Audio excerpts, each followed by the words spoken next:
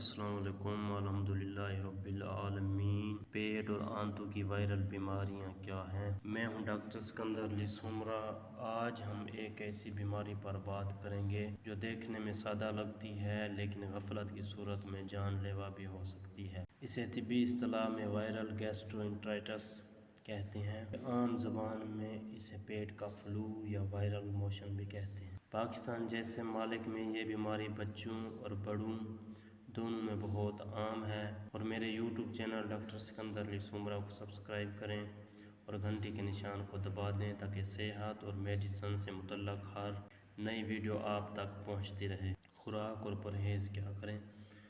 اکثر مریض مجھ سے پوچھتے ہیں کہ ڈاکٹر صاحب اس بیماری میں کیا کھائیں، کیسے بچیں؟ یہ حصہ غور سے سنیں۔ کن چیزوں کا زیادہ استعمال کریں؟ ORS نم کول یہ سب سے ضروری ہے تاکہ جسم میں نمکیات کی کمی نہ ہو۔ نمبر 2 مائع اشیاء، ناریل کا پانی، لسی، ہلکی یخنی اور سادہ ابلا ہوا پانی استعمال کریں۔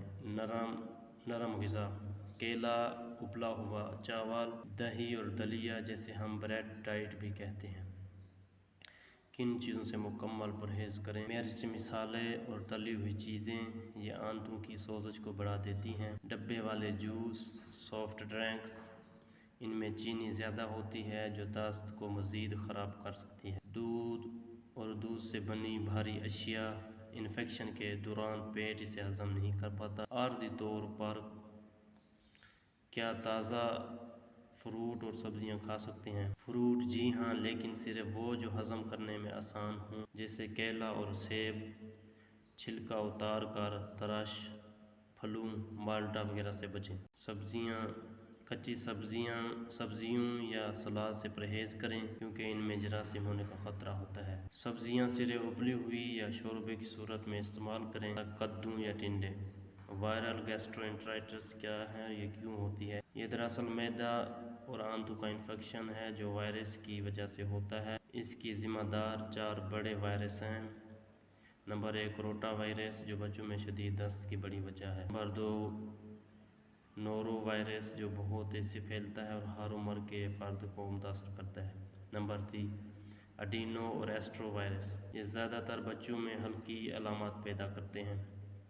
بیماریاں پھیلنے کے طریقے، یہ بیماری آلودہ پانی، گندی خوراک، ہاتھ نہ دھونے اور مریض کے قریب رہنے سے پھیلتی ہے۔ اگر ایک بچہ متاثر ہے اور وہ ہاتھ دھوئے کھلونوں کو چھوتا ہے تو وہ وائرس دوسرے بچوں تک آسانی سے پہنچ جاتا ہے۔ علامات اور خطرے کی گھنٹی، علامات میں بار بار دست، الٹی، متلی اور پیٹ درد شامل ہیں۔ خطرناک علامات، اگر مریض بہت نڈھال ہو جائے، پیشاب کم آئے، آنکھیں اندر دھنس جائیں یا منہ خشک ہو جائے تو یہ شدید پانی کی کمی ڈی ہائیڈریشن کی علامت ہے۔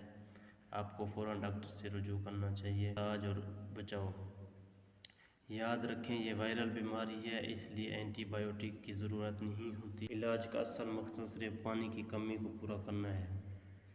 بچاؤ کے طریقے، ہاتھوں کو صابن سے بار بار دھوئیں، ہمیشہ ابلا ہوا یا صاف پانی پئیں، باہر کے کھلے کھانوں سے پرہیز کریں۔ بچوں کو روٹا وائرس کی ویکسین لازمی لگوائیں کہ وہ شدید بیماری سے محفوظ رہ سکیں۔ آج ہم نے سیکھا کہ پیٹ کا فلو کیا ہے اور اس سے کیسے لڑنا ہے۔ یاد رکھیں صفائی نصف ایمان ہے اور یہی آپ کی بہترین ڈھال ہے۔